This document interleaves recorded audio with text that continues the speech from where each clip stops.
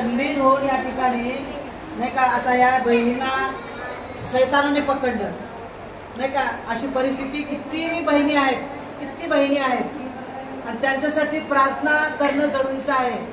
आणि आमच्या प्रार्थनेमध्ये कदाचित आम्ही तुमची आठवण नाही केली, कदाचित या ज्या दुसऱ्या होत्या ना बाई, काय त्यांचं नाव, कुठे गेल्या त्या, बाहेर गेल्या का, काय त्यांचं नाव, त्यांच्या म्हणजे आम्ही आठवण नाही केली का. तर या चर्चमध्ये अशा प्रकारे तुम्ही प्रार्थनेला येता, परंतु मंदिर ठेवून, घरामध्ये मंदिर ठेवून यायचं नाही.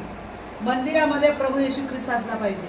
मंदिरामध्ये त्याचं पूजन भजन या मंदिरात या अंतकरणाच्या रूपात पाहिजे. फक्त घरी बसून रविवारीच यावं हे चालत नाही. कारण प्रभू येशू ख्रिस्त मंदिर म्हटल्यानंतर आमचं अंतकरण सदैव त्याच्या वचनात पाहिजे नाही का. आणि या ठिकाणी एक गोष्ट तुम्हाला सांगत आहे, सासू आणि सुनेचं नाही का. तर थोडंसं लक्ष देऊन वाचा तुम्ही. या ठिकाणी सासा सुना फार प्रेमळ असतात. आता आमच्या ठिकाणी काय बघतो, किती सासू प्रेम दिली सुनेवरती, किती हात फिरून मायेचा हात फिरवला सासूने, तर त्या सुनेला पटतच नाही. या ठिकाणी कोणत्या प्रकारची प्रीती सासूने आपल्या त्या मुलीवरती दिलेली आहे ते थोडक्यात आपण पाहू. जास्ती मी वेळ घेणार नाही, थोडक्यामध्ये तुमच्या समोर मांडते, कारण मला वाटतं बाळासाहेबांना पण बोलायचं असेल. ठीक आहे, परमेश्वराला धन्यवाद देते, त्याची स्तुती करते, कारण आमचं अंतकरण त्याच्यासाठी उघडं आहे.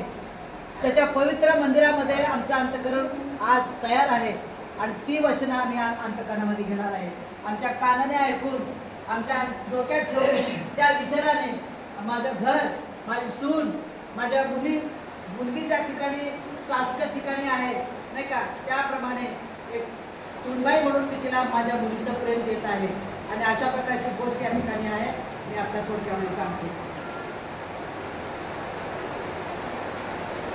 बाळासाहेब वाचतात का, कुठे वाचतात या आज या शाम शाम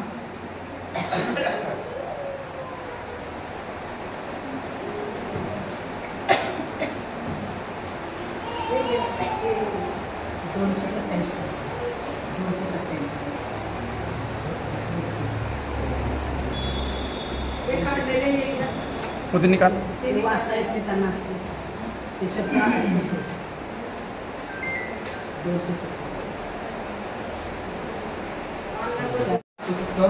दुष्काळ पडला. त्या समय बेथलेहेम यहूदा येथील एक पुरुष आपली स्त्री व 2 पुत्रे घेऊन मोआब देशात काही दिवस प्रवास गेले. त्या पुत्राचे नाव अलामलेक, त्याच्या स्त्रीचे नाव नामी व त्याच्या 2 पुत्रीची नावे मरोन व सुलोन अशी होती. ते पृथ्वी म्हणजे बेथलेहेम यहूदा येथील रहिवासी होती. ती मोआब देशात जाऊन राहिली.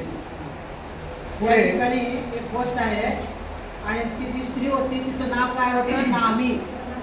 काय नाव होतं, नामी. आता नवमी म्हणतो आम्ही, परंतु तुम्हाला लक्षात राहण्यासाठी नवमी नाही, नामी त्या सासूबाईचं नाव आहे. नामीचा पती अलीमलेक हा वारला आणि नामी व तिची 2 पुत्री मागे राहिली. नामीचा पती वारला, ती एकटीच राहिली आणि तिच्या 2 सुना. आता पती वारल्यानंतर नाही का, आता ती एकटी विधवा राहिली आणि तिला सुनेची काळजी घ्यायचीच होती. 2 सुना संगती होत्या आणि पुढे काय म्हणाली ती बघा. त्या दोघींनी 2 मोआबी स्त्रिया बायका केल्या. एकीचे नाव अर्पा व दुसरीचे नाव रूथ होती. 2 सुना होत्या, एकीचं नाव अर्पा होतं आणि दुसरीचं नाव रूथ होतं. रूथ काय होतं, अर्पा रूथ त्या 2 सुना होत्या. ती तेथे सुमारे 10 वर्षे राहिली. नंतर महलोन आणि खिलेओन हे दोघे मरण पावले.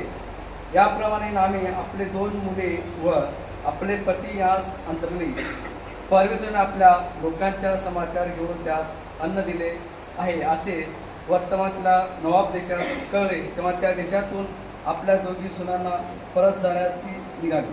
सुनबाई होत्या दोन, त्यांचे पती पण वारले. मग सुनबाईला आता ती विनंती करू लागली की बाबा अर्पा आणि रूथ तुम्ही बेटा जा, आपल्या माहेरी जा, कुठंतरी कष्ट करून नाही का आपल्या माहेरी खा. ही तिची खूप प्रार्थना होती. पण आता ऐकून अर्पा काय म्हणाली, नाही नाही, मी माझ्या माहेरी जाईन किंवा मी कुठं जाईन मला माहिती नाही, परंतु मी तुमची सून आहे, तुमच्याकडे राहते. पण परत म्हणाली रूथला, हिला अर्पाला की तू जा बेटा, तू जा, जाऊन सुखाने राहा. आणि रूथ म्हणायलाच तयार नाही.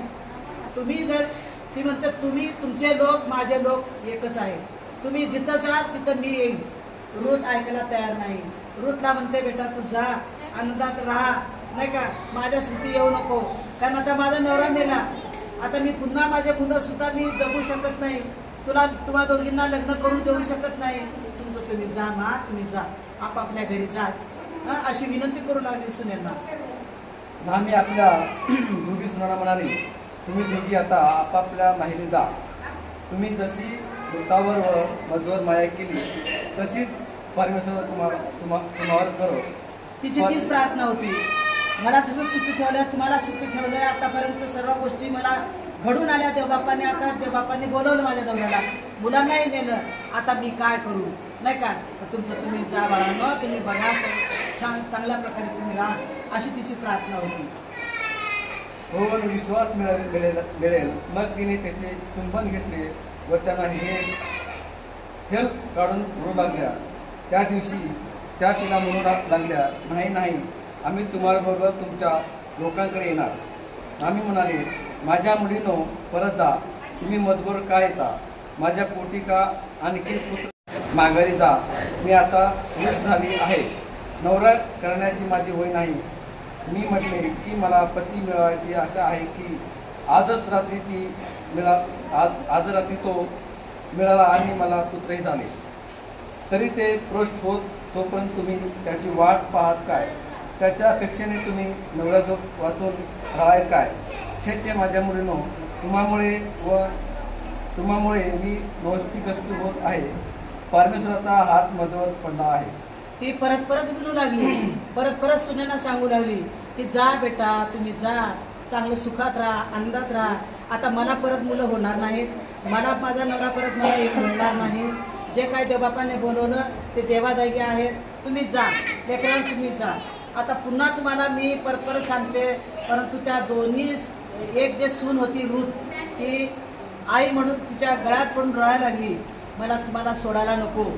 जे तुमचे लोक आहेत ना, जे काय तुमच्याकडे जे ते तुमच्या नातेवाईक आहेत, ते सगळे माझे लोक आहेत. आज आमच्या दिवसामध्ये आम्ही म्हणतो का माझे नातेवाईक तुमचे नातेवाईक ते माझे नाही, आम्हाला ऐकायला मिळतं कधी सुनांच्याकडून, आज सासवाकडून सुद्धा आम्हाला ऐकायला मिळतं. पण इतक्या प्रेमाने ती सांगत आहे की बेटा तुम्ही जा, माझ्यापासून जा, आता मला शक्यता नाही तुम्हाला सांभाळण्याची, तुम्हाला मी सांगत आहे, मला विनंती करते बेटा तुम्ही जा. शेवटी अर्पा जायला तयार झाली. ती म्हणाली काही असो, अर्पा निघून आपल्या माहेरी म्हणा या सासूला सोडून गेली. रूथ जायची इच्छा नव्हती, रूथ परत म्हणत होती मी तुला सोडून जाणार नाही. आणि रूथ शेवटी गळ्यामध्ये पडून रडू लागली. मग पुन्हा त्या हेल काढून रडू लागल्या. अर्पा हिने आपल्या सासूचा चुंबन घेतला, पण रूथ तिला बिलगुल राहिली. तेव्हा ती म्हणाली, पहा तुझी जाऊ आपल्या लोकांकडे व आपल्या देवाकडे परत गेली आहे, तर तुम्ही आपल्या जावेच्या मागून जा. रूथ म्हणाली, मला सोडून जा आणि माझ्या मागे न येता परत जा.